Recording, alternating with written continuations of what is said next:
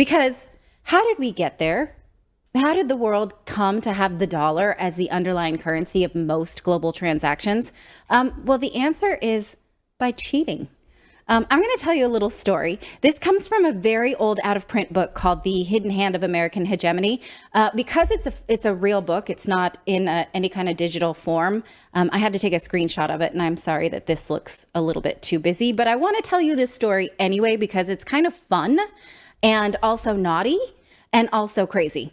Okay, did I sell it? Good enough? Naughty and crazy. It's all of those things. So G.K. Chesterton once, No, I want to start from the second line. In 1974, U.S. Treasury Secretary William Simon was putting Islam through its paces. He flew on a government plane to Saudi Arabia to meet with the Minister of Finance because he was worried about the future of the international financial system and the place of the United States in it. Simon had put an extremely violent video on the in-flight movie system, and he was laughing uproariously while consuming prodigious amounts of whiskey. Alcohol is illegal in Saudi Arabia, though drinking it might seem like the national pastime to a new visitor in the kingdom. Ministers of state are not supposed to roll off their planes drunk, but according to another government official on the trip, this is exactly what Simon did. In 1974, the financial problems facing the U.S. Secretary of the Treasury were enough to drive any level-headed soul to his cups. The federal government was running an ever-increasing budget deficit, and it was Simon's job to finance it. But that year, the Treasury was preempting 62% of the debt markets in this country, and Simon called the cost of paying interest on the national debt just frightening. So he's realizing the economy is about to collapse. He needs to get himself drunk and get on a plane to Saudi Arabia because they can't pay their debts, because the currency is collapsing and they can't even pay the debt on it. At the same time, the price of oil was getting higher and higher. Financial markets are in danger of collapse, partly because of the new inflows of capital from oil exporting nations.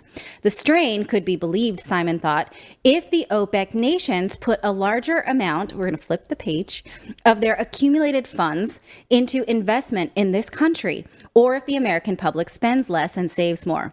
Since it was unlikely that President Richard Nixon, while facing impeachment, would succeed in urging the public to spend less and save more, Simon turned to OPEC for funding. And how did that meeting go? I'm going to skip a few paragraphs. Well, his answer to the myriad problems faced by the Treasury and the United States in general, and indeed by most of the world, was to sell bonds. In 1974, Simon negotiated a secret deal so the Saudi Central Bank could buy U.S. Treasury securities outside of the normal auctions. A few years later, Treasury Secretary Michael Blumenthal cut a secret deal with the Saudis so that OPEC would continue to price oil in dollars.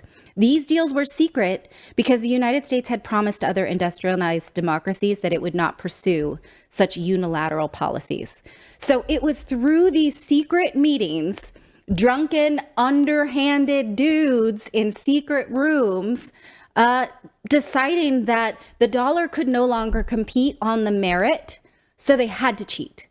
I mean, it leaves us all now to wonder, what if the U.S. had competed economically without cheating?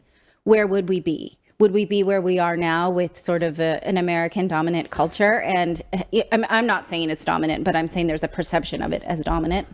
I don't know. That's a crazy story, right? It's a crazy, hypothetical to think about, right? If we didn't do it in this sort of underhanded way.